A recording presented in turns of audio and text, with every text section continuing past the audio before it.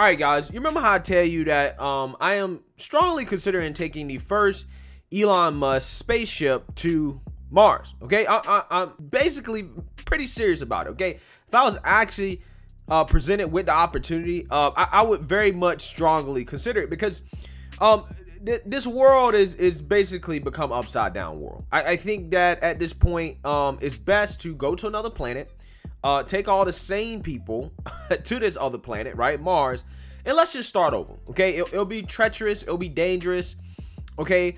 But I think it's worth a shot because I'm not sure if Earth can be saved at this point because Emoji, which, you know, they create the little emoji things that you have on your phone, has released a update in which they will now include men getting pregnant.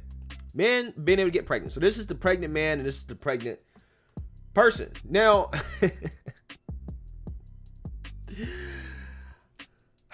guys, man, listen. I normally wouldn't really care because I tend to believe that people should be able to live their lives the way they want to live their lives, right? That's what the libertarian in me feels like. Live your life, right? I have no hate, right? It don't affect me, so therefore I don't care, right? I have no hate towards transgender people whatsoever. They're human beings like everybody else. However, the conservative in me kind of sees this as like, I don't know, something just ain't right about this. Something just ain't right, okay? It's not right. Knowing how emojis are used commonly by children and kids, you know, this to me, it is a part of something that I feel like is a push to normalize this among young people, right? I mean, just in society in general, but what I'm saying is that there will be a disproportionate effect on young people because they're the ones that use emojis the most. I feel like they're the ones that do that, right?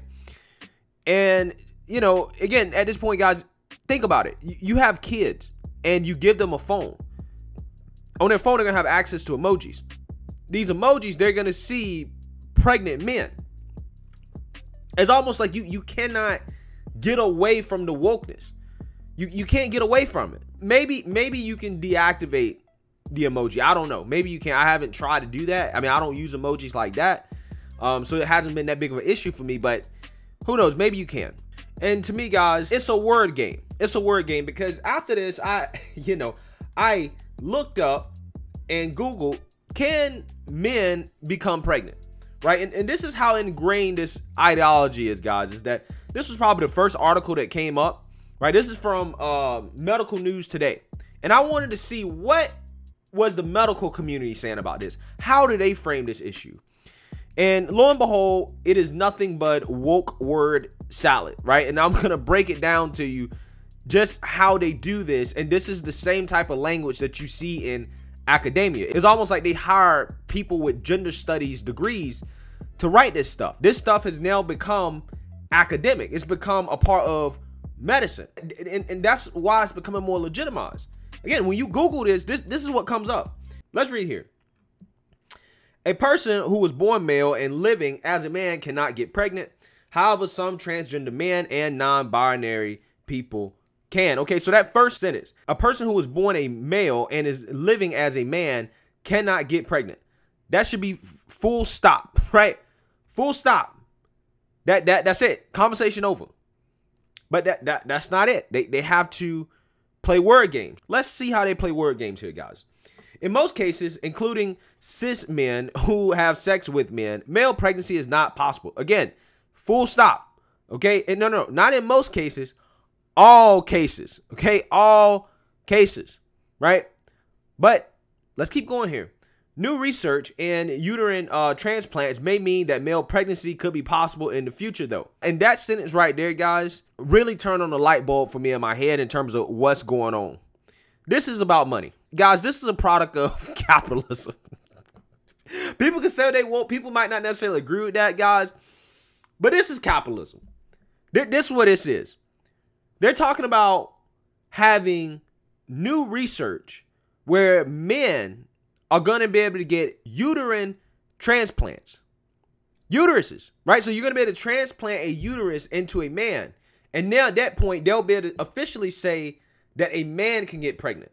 Because before, the word game is that, well, a man can get pregnant if they identify as a man. They can still biologically be a woman, but if they identify as a man, then they can get pregnant, right? They can get pregnant. Therefore, men can get pregnant. Now, the difference is, guys, is that the term man and woman, the liberal academics, they classify that as gender terms, right? That doesn't refer to sex. That refers to the social construction of gender. That's the way they define it.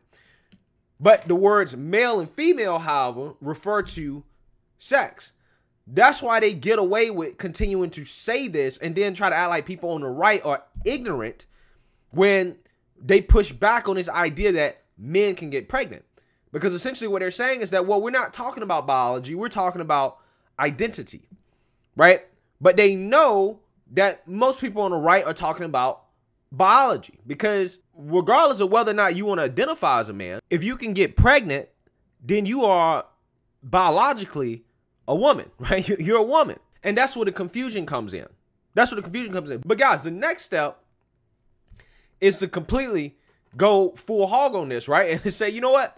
Y'all may be right now, but we got uterus transplants coming in the future. Uterus transplants, where men, biologically born men, will be able to get a uterus, and then they will be able to get pregnant. That's what's coming down the pipeline. And this is why I say this is a grift. The medical community, this is literally a grift. It's like the BBL, right? The Brazilian butt lifts, the butt implants. They're pushing and promoting this because of money, right? They have to be at this point. Why would you even want, like, think about it. What type of incentive would you even have to want to do this? Okay, to even want to perform that type of research where they say, can we make a man get pregnant? Can we actually put a uterus in a man? Why would you want to do that? Well, the reason why is because there's tons of money to be made in this, right? It costs $25,000, guys, to get a male to female or female to male sex change operation, and costs thousands of more dollars. Basically, cost you hundreds of thousands to get all the hormones, to do all the treatments, to get the full, top-down transformation. Hundreds of thousands of dollars. Doctors are making off of this. And in my opinion, this is why you're seeing this stuff be accepted by the medical community, even though they know that it's ridiculous. This is why you see this stuff being pushed. It's about money. It's about money. I mean, seriously, think about it. A lot of people might not be comfortable with the idea of this being a product of a capitalistic society, but think about how much money the psychiatrists are making off of this. Think about how much money the academics are making off of this. Think about how much money the doctors that perform the surgeries are making. How much money the insurance companies are making. Think about how much money the pharmaceutical companies are making selling these hormones. See, that's when you start to really think about it like that, it really starts to make sense. It really starts to make sense in a world of nonsense. Somebody make it make sense to me why a woman would want to go through transforming themselves into a man just to turn around and get pregnant, right? Why would you identify as a man and then be pregnant, right? If you want to get pregnant, why would you want to identify as a man in the first place, right? That's not a masculine role, right? That's not a masculine thing. Why would you want to do that? It just doesn't make sense, right? It makes no sense, right? And I'm a hardcore capitalist. I defend capitalism every chance I get.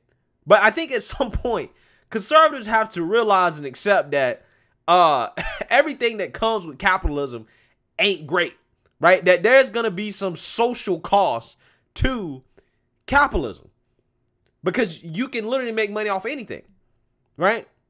And this is one of these things. And to me, there's much more money to be made by pushing this and making this legitimizing this, than it is to, basically say, hey, listen, maybe we should spend more time and more research on the mental health aspect of this, and to try to make sure that these people that are experiencing gender dysmorphia, let's try to get them the help that they need to correct this issue from a mental standpoint, rather than to push drugs and surgery on them, right? But they don't want to do that. They don't want to spend time doing that. because there's not as much money to be made with that. And you see this thing being accepted by everybody, right? You see it being accepted by Biden administration. They're calling women birthing people, right? At some point, guys, women, you've already lost beauty competitions, right? You've lost beauty competitions to men, okay? In athletics, you're going to lose competitions to men. Now you're going to lose the birthing competition to men, right? Men are going to be able to give birth, right? So basically, men are going to be better women in the future than women actually will, right?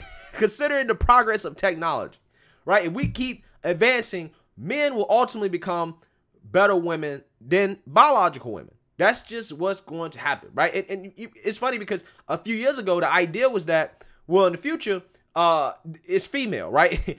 Females technically don't need men, right? They just need men for their seed, and that's it.